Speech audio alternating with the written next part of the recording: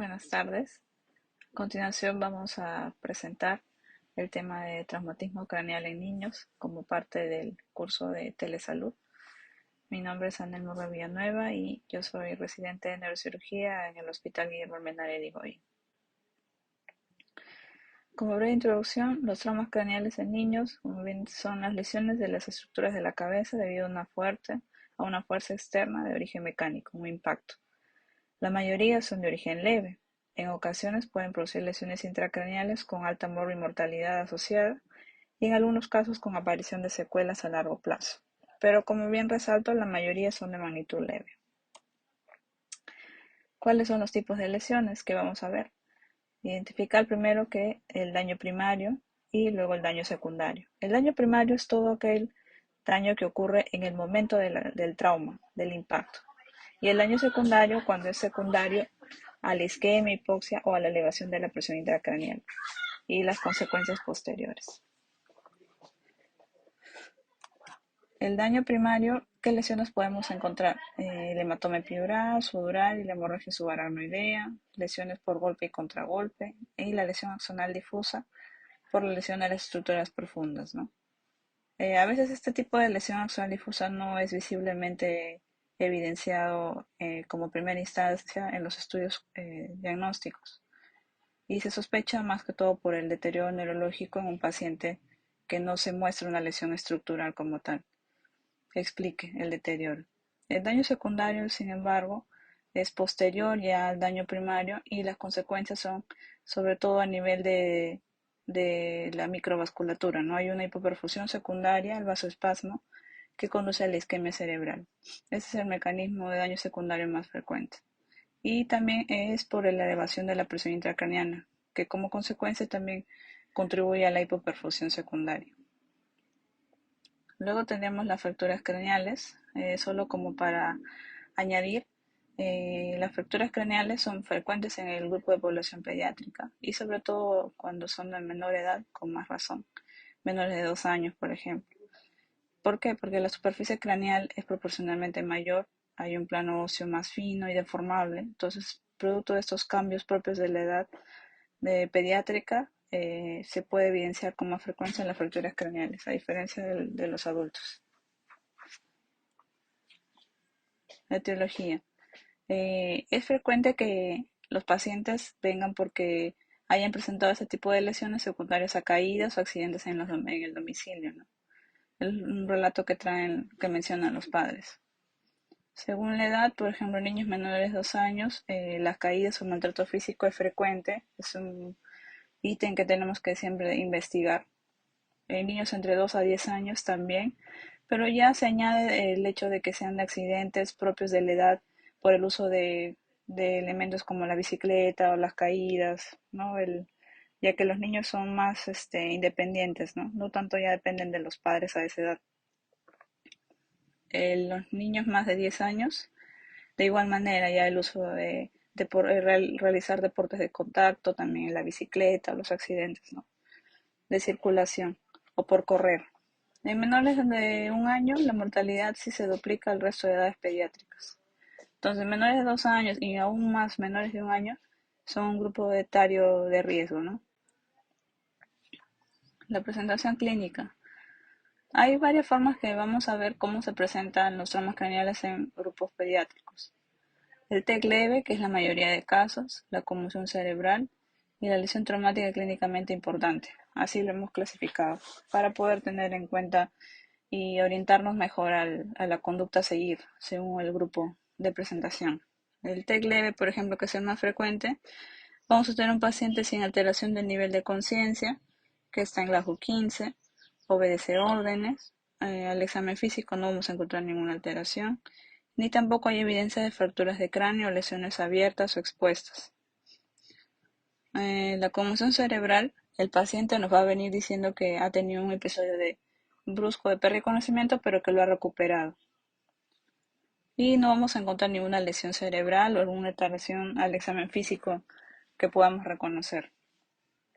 Es una confusión o disminución transitoria de la respuesta al estímulo, de la conciencia, También pueden verse asociados a ciertos síntomas como vómitos, mareos, dolor de cabeza y, como mencioné, la pérdida de conciencia, pero que es transitoria. En cambio, la lesión traumática clínicamente importante, estas sí son lesiones que van a requerir ya una evaluación mayor y un manejo específico, sobre todo por nuestra especialidad, en la cual se van a dar los cuidados de soporte, la monitorización adecuada y la hospitalización, obviamente. Aquí tenemos todas las lesiones que ocasionan una elevación de la presión intracraneana, fracturas también deprimidas y las fracturas de base de cráneo, ¿no? Diagnóstico y evaluación de la gravedad. En estos casos es general ya el manejo que tenemos que tener con todo paciente con politraumatizado y obviamente no varía en este grupo etario la valoración del ABCDE, ¿no? Que es crucial para poder empezar a manejar un paciente con politrauma. Seguido debemos de realizar la estabilización adecuada del paciente, monitorizando sus funciones vitales. Y luego ya que el paciente esté un poco más estable, realizar la exploración y la anamnesis adecuada, ¿no? Ampliando la historia clínica con el apoyo de los padres o lo que cuenten, que nos sirve para nosotros también investigar el mecanismo del trauma y llegar al diagnóstico respectivo. Luego de ello vamos a hacer la solicitud de estudios complementarios que sean necesarios, porque no todos los estudios se pueden pedir en un paciente que también llega de emergencia, solamente los que consideremos que nos van a ayudar al diagnóstico y respectivo, ¿no? Y luego identificar qué pacientes son de riesgo que requieran hospitalización y manejo oportuno y qué pacientes son para indicación de alta u observación. Entonces, la estabilización de emergencia pues incluye no solamente el mantener estable hemodinámicamente, ver la vía aérea, ver el estado neurológico cuando ingresa, valorar el dolor, observar si tiene acceso venoso o no. Entonces es importante trabajar en equipo con el apoyo de enfermería, con el apoyo también del médico de pediatra de emergencia, ¿no? Y cuando considerar el estudio diagnóstico que nosotros nos valemos, que es la tomografía, solo si vemos un grado de deterioro neurológico o signos de focalidad o en un paciente, ¿no? Que ha ingresado estable pero que luego vemos que se deteriora, pues también ahí podríamos hacer la solicitud del examen, ¿no? O en niños menores de 2 años también, para valorar la presencia de fracturas.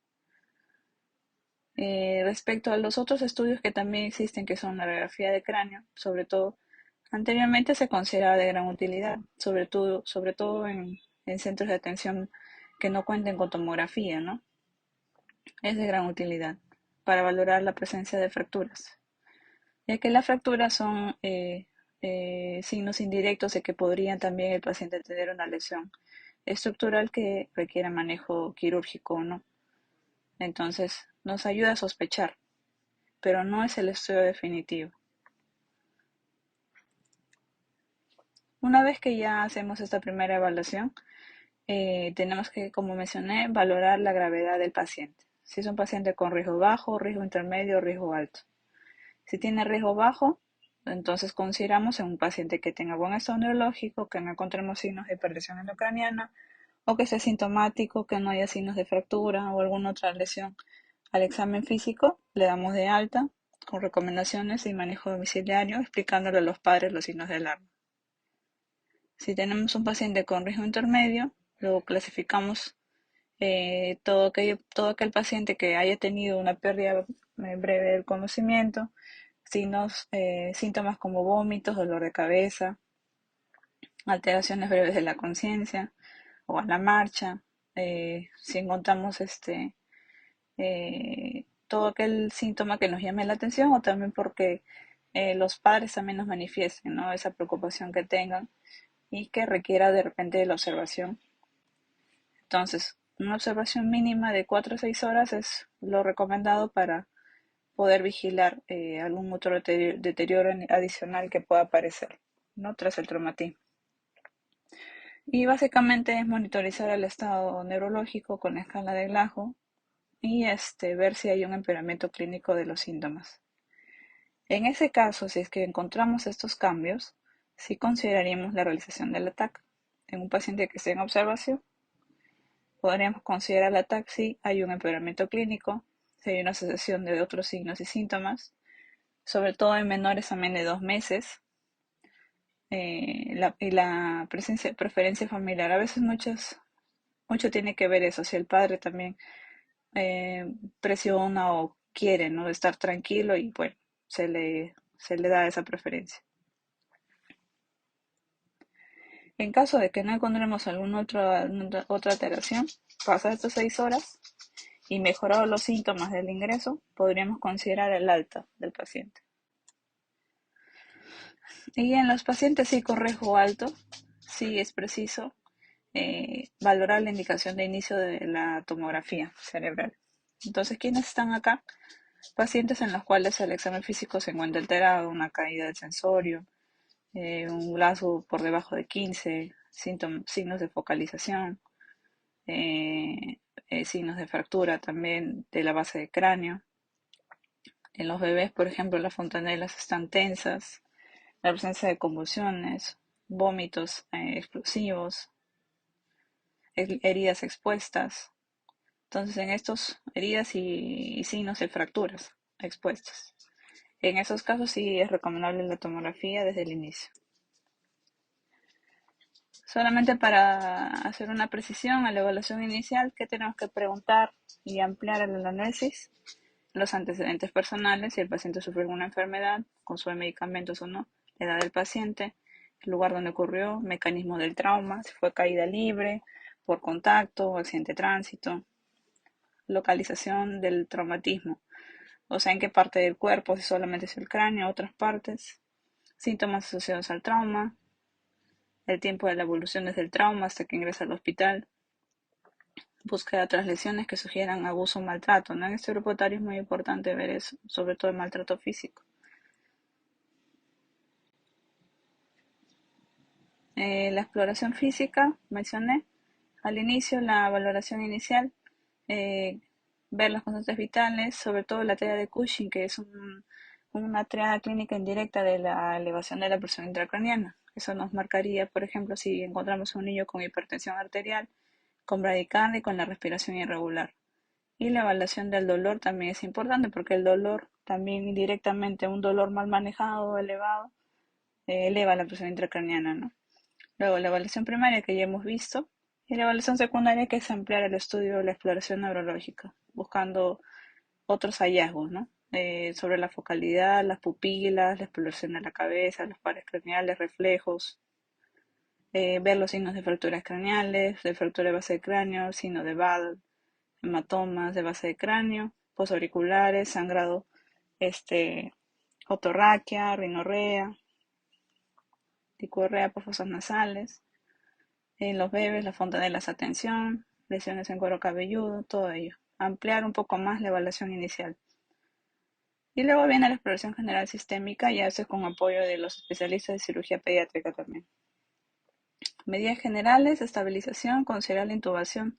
Si el Glasgow es menor de 9, si está inestable hemodinámicamente el paciente o tiene un mal patrón respiratorio, un manejo del dolor adecuado.